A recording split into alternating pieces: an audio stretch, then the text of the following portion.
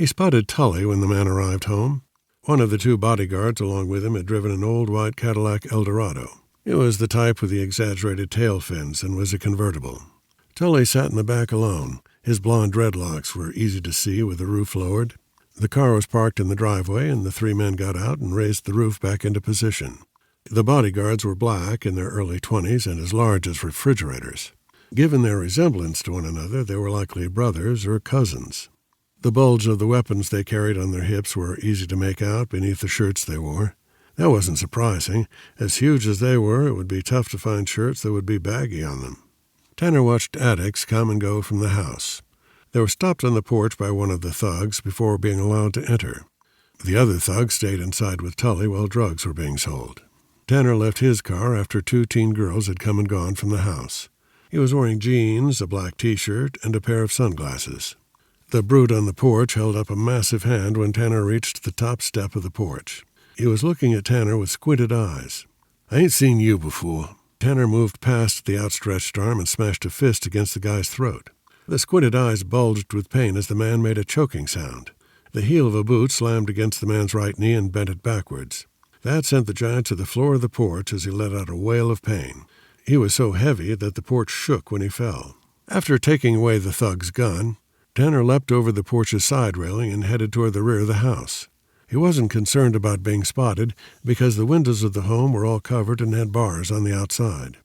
The two locks on the back door took only a few seconds to pick.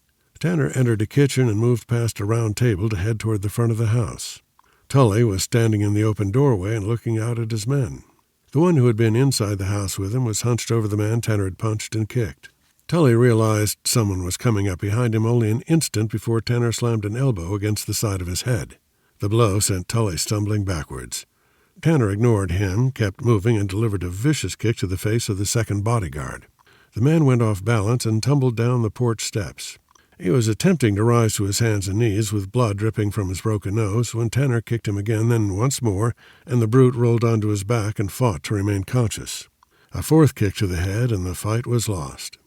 Tanner claimed his gun, a Colt Python, and bounded back up the steps. The first bodyguard was sitting up and had tears of pain rolling down his cheeks from the agony of his hyperextended knee. He was issuing venomous threats at Tanner when Tanner smashed the barrel of the Python against his left temple. The useless threats ceased, and the man toppled over onto his side. Tully was sitting on the floor and rubbing the spot on the side of his head where Tanner had hit him. Tanner grabbed a fistful of blonde dreadlocks and yanked Tully to his feet. "You have money here. I want it." Who the fuck are you?" Tanner shoved the Python under Tully's chin. "The money. Give it to me now."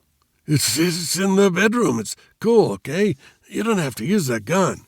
Tanner released Tully and gave him a shove. "Take me to the money." There was a safe in the bedroom that looked like an antique. Along with the money, there were drugs, including cocaine. A quick count of the money placed it somewhere around $80,000. Tanner loaded the cash into a brown paper bag that had the name of a supermarket printed on it. When he looked over at Tully, the man was staring at him with pure malice. "Who do you work for? Did Horgan send you here?" "I work for myself." Tully looked into the open safe. "Are you leaving the drugs?" "Yeah." "But you're taking my money. And I know it was Horgan who sent you. The next time I see him will be the last time anybody sees him." Tanner stared at Tully and sighed. That was the wrong thing to say. The dreadlocks were grabbed again. 10 seconds later, there was a loud cracking sound as Tully's neck broke. Tanner let the twitching body fall to the floor, relocked the safe, and left the home through the front door. The two bodyguards were still unconscious, and 3 of the neighborhood kids were standing out on the sidewalk and looking at them. Tanner guessed they were about 8 years old.